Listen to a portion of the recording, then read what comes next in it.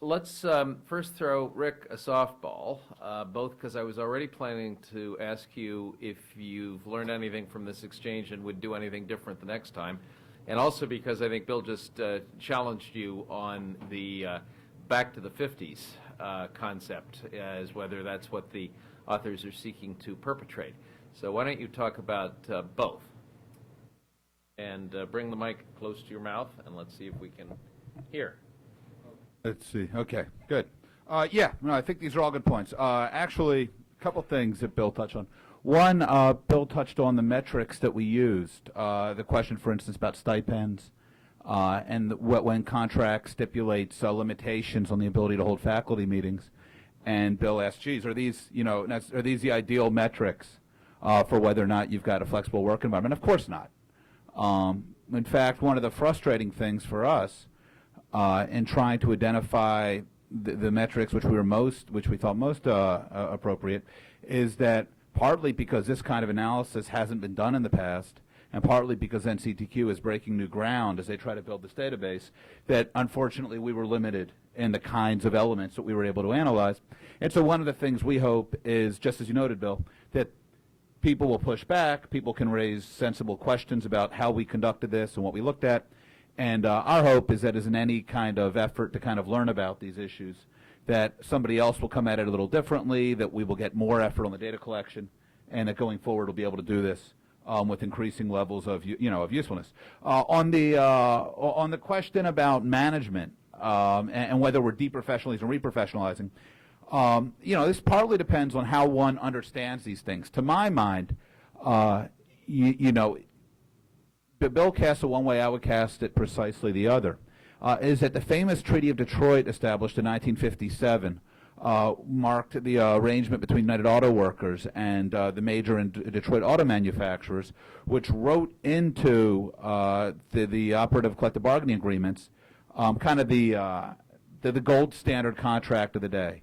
That's what made lines with the Detroit automakers so lucrative. It provided job security. It provided wonderful benefits. It was outstanding. And in that day and age, given that competitive environment, it made a whole lot of sense. And the UAW of that era was to be congratulated for getting a contract that took care of its members so effectively.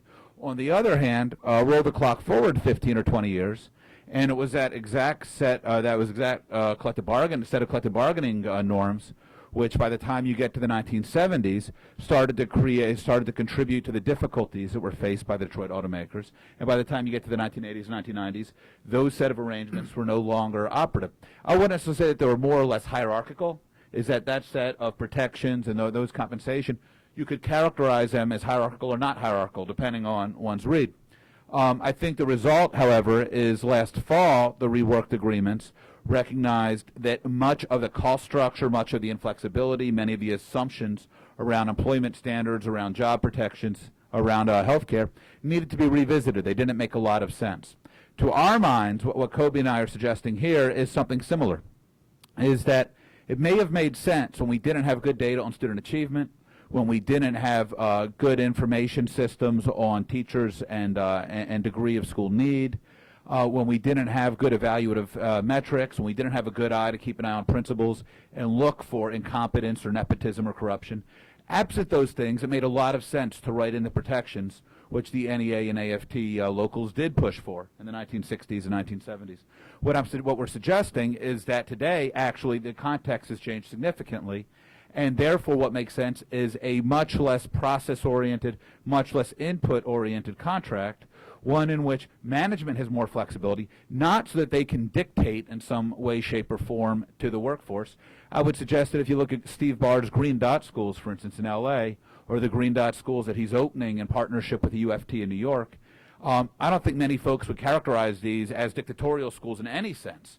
But because they are more agile, more flexible, more nimble work environments, it makes it possible for the district and for the school to recruit the kinds of teachers who make sense in that work environment, to compensate them appropriately, and then it creates a professional environment in which professionals are able to work with one another, developing the kinds of managerial and employee relationships that make sense.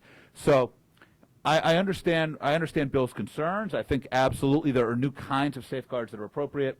But I think what we're really looking for is a contract that rewards 21st century education professionals. Thank you very much. Gail, you described a series of side agreements and memorandums of understanding and so forth to do various innovations in Dayton during your time on the school board there. Did the main teacher collective bargaining agreement change for the better during your time there, or did you basically have to innovate in the ways that you wanted to innovate by going around it in the ways you were describing? It was actually a combination. There were some provisions that we were able to change and renegotiate. For example, the right for the superintendent to dictate that a certain percentage of their staff development time would be in literacy and math. I mean, it was really that simple. We weren't asking them to go and spend a day learning some obscure subject, but it was really on the two core subjects, literacy and math. And that had to be negotiated, as well as what we would pay them per diem. I think the main issue here is that, and I spoke about it earlier, is that it was really difficult to find common ground that should be obvious when you're trying to reform a school district that's been in crisis for 8 years.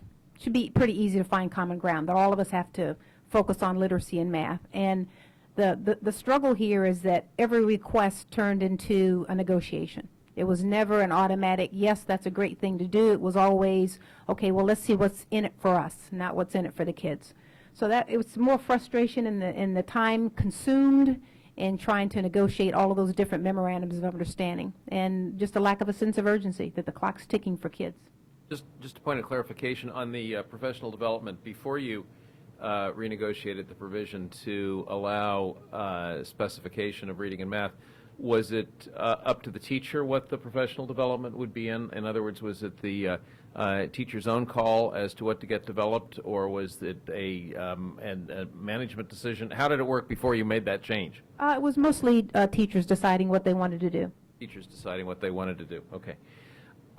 So, Terry, you were describing, it sounded like a fair amount of common ground, the kind of common ground that Gail was just describing the absence of. Did I hear you right? And if so, what accounts for the sense of common ground that you found, insofar as you can contrast it with what Gail was describing in Dayton? Well, I think there was a lot of common ground, but there's also a good deal of differences as well. And I know when we implemented the Mission Possible Pay for Performance and Differentiated Pay program, our teacher association did not endorse that. One of the reasons they cited, and we certainly understood that, was we had limited funds, and we were rewarding teachers who taught math, and we were rewarding teachers who taught reading or language arts. We did not have enough resources, for example, to pay every teacher in the school extra to teach in those highly impacted schools. So if you were, for example, a social studies or an art or physical education teacher, you didn't get anything extra. And their claim was that was creating morale problems in the school. It may have, and I can't say that it didn't. We simply didn't have the resources that we needed to pay more. So they understood in concept what we were trying to do. They didn't really endorse it, but at the very same time, they didn't really fight really hard against it as well. And I think that our leadership knew something had to be done. And we were constantly asked, do we think this would work? And we responded, we don't know. I can tell you for sure what we were doing was not working. And I can promise you when we asked for teacher organization and others to step up and try to work with us to find a solution, that was not forthcoming. So it was a mixed bag. It was not people fighting you every step of the way, but it was not people embracing everything that you were trying to do either. Okay. The Bill, on this matter of additional compensation for specific subject teaching, what is the current NEA position on that, or is it left to local option? Well, I can answer that in a couple of different ways. First of all, when it comes specifically to the issue of whether or not pay for subject matter, the NEA has a position that says we don't think that's good public policy. However, the question is it left to local option? The answer is yes. We don't dictate what locals do. We have that as a specific policy that guides us. Now, let me say a couple of things about pay, since I said I would. I think that we clearly need to continue to look at what are the best pay options to really make sure we're recruiting and retaining high-quality people. I think there is a question about people entering the profession. Clearly, we need to do something about raising the minimum salary for every teacher. I can't imagine that anyone would want to start could afford to starting a teaching career, although they do, for less than $40,000 and that's why we have that as a goal. But I do think we have to look at paying for example, for professional development that's directly aligned to improving professional practice. I think we need to look at those kinds of things. I think we need to look at pay for hard-to-staff schools. And we also need to look at why are schools hard to staff. I think that's a real issue that's beyond pay, so I think we need to do that. I think we need to examine what kinds of skills and knowledge really impact student achievement and create pay systems that do that. But when it comes to your specific question, we have a policy right now that says we don't think it's good practice to do that. I go to things like we have to figure out how we can get high-quality teachers all the way across the board. We need high-quality kindergarten teachers. We need high-quality first-grade teachers. We need people who can teach people to read when they first enter the school.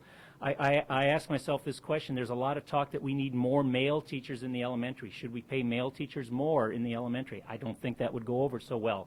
So I think we have to consider a lot of different pay options, but when it comes to that specific policy, yeah, that's our policy at the time. Locals and state affiliates do what they want to. They are autonomous. We guide them. We help them think through. We provide them really questions to ask. Let me say one thing about the professional development question, the debate that went on as well here. I think I'll go back to this whole issue of professional development, and often I think, and that's what I think happens with this report, we're focused on the wrong thing. Does the teacher get pay? Does the principal decide, or does the teacher decide? I think we should be thinking about what is the professional development that is needed in this particular school. And we should be talking about that by building relationships. And it shouldn't be individuals deciding. There might be some need for individual professional development, but there's also need for group professional development and school professional development, and we should figure out, and I can tell you that hundreds of our locals, maybe thousands of our locals are dealing with that kind of stuff every day. How do we focus on professional development that really aligns to what's happening in the classroom that we know improves student achievement? So I think a bigger analysis of what's important in professional development is needed than are teachers getting paid for certain classes, are they not getting paid, and so on.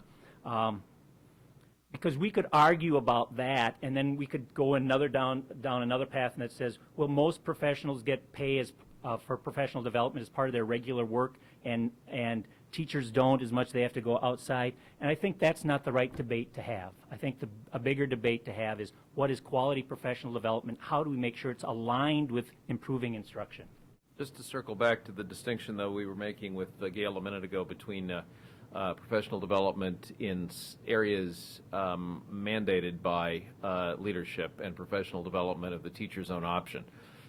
Is your view of compensation for professional development the same, whether it's district desired professional development or simply teacher sought professional development? Quite frankly, the only stipend that we pay if it's district sponsored or required staff development. Okay. If it's something that we offer as an elective for teachers to come, they come and take that, and we don't pay for that. They would take that at their own expense? Yes. Okay. Rick, short answer this time, because I just need to understand something more clearly so we can talk about school principals a little bit. When you and Kobe talk about school leaders, were you intentionally sort of blurring the distinction between superintendents and principals, or do you have in mind predominantly principals or predominantly superintendents, or some splitting of the difference there? Splitting of the difference, it depends, I think, really indicator by indicator. Some are really school-level decisions, and others are going to be district-wide policies. You want to give an example of something you think is properly, in your view, a school-level decision? Because I want to go on and use it to try to develop a different point. Sure. Factoring student achievement, it does the collective bargaining agreement, 'cause I think, Bill, whoever made the point that these things are owned by both sides of the table is exactly right. It isn't a union contract, it's a two-party contract. Does the contract permit student achievement to be taken into account when making tenure decisions? Obviously, that you need a district-level policy to do this, but then is also the question of how proactively do principals take ownership and actually work within that. So there you've got a case where first the superintendent has to take leadership, but then second, that's only going to matter if principals act on that. Thanks. What I really want to get Terry and Gail to speak to is how many principals are up to that challenge today of exercising this kind of building level judgment and discretion and courage, assuming they have the authority to do it, and not wanting to put you totally on the spot to talk about your own district. Let me just ask it this way. In districts that you're aware of that are similar to your district, roughly what fraction of current school principals do you think have the combination of skill and courage to willingly take on that kind of authority if they had it? And I'd like each of you to give a sort of at least a guesstimate on this point. That's a great question, Checker.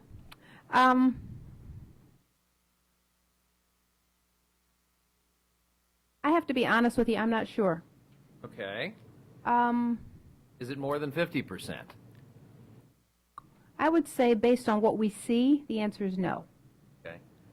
I think that principals, there are principal leadership academies all over this country now. We had one in Dayton, Ohio that we started to teach principals how to lead, how to be instructional leaders, how to be CEOs. They seem to do that pretty well. Being able to learn how to be instructional leaders and also learning how to manage that physical space and, build civic capacity and all the things we want them to do as CEOs. But courage is a different thing. It means that you're willing to stick your neck out on the line and take some risk. And there has not been a history, I know, in Dayton of principals sticking their neck out on the line and maintaining their credibility, maintaining their control of the building. It really is an antagonistic situation. And I'm not, I was able to improve things, but not, history's history. And every time we went to the bargaining table, we heard about contracts negotiated 20 years ago. I mean, that history is really hard to let go of. And I hear the same thing in other school districts with which I work. And that's the elephant in the room that I keep talking about. How do you bridge those adult issues so that we're focused on the needs of children? And I think once we're able to do that, then we're able to stand behind the principals and give them that courage they need to get out there and stick their neck out on the line. With all of those elephants in the room, it's beginning to sound a little bit like a circus. Terry, how do you size up the readiness of principals to shoulder this kind of responsibility? In our district, we, for the last 5 years, have been working with Dr. Martin Haberman out of the University of Wisconsin in Milwaukee with the Star Urban teacher and principal selection process. We've been pretty satisfied with its predictability to predict that the principals you select as a result of the questions you ask and their answers will have those kinds of skills. Our place right now, I would safely say to you that over 50% of our principals have the skill set you're talking about. I feel really good about their ability. What happens, though, is when even good principals, whether they're young or experienced, takes on a challenge. And I'm talking about taking on a challenge that is even clear to the teacher organization that something has to be done here. 9 out of 10 times when that comes before a school board across this country, it's the principal that's on trial. It's not the teacher. It's the principal, and it's the principal's integrity that's questioned. And I've seen it in many, many districts where I've worked. And what happens again is that teacher, that teacher's family, the parents, other teachers will start calling school board members, and because of perhaps the nature of that particular position, it puts a tremendous amount of pressure on boards, and maybe it's boards just going that extra mile to make sure that teachers are not abused by administrators. But even the teacher's checker, the principal checker who has the skill sets and the courage that you're talking about, often weigh whether or not it's just worth the energy and the abuse that I will get from the governing board if I step forward with this. And so it has to start, this whole issue of teacher quality has to start with the top of the organization. And at the same time, there has to be safeguards that teachers won't be abused or mistreated. We are about to open this up for audience questions, but before we do that, Terry, I can't resist asking you, why are you going to San Diego? Great opportunity. Well, that's a very diplomatic answer, and it is. I hope you have a long conversation at some point along the way with Alan Burson about his experiences there.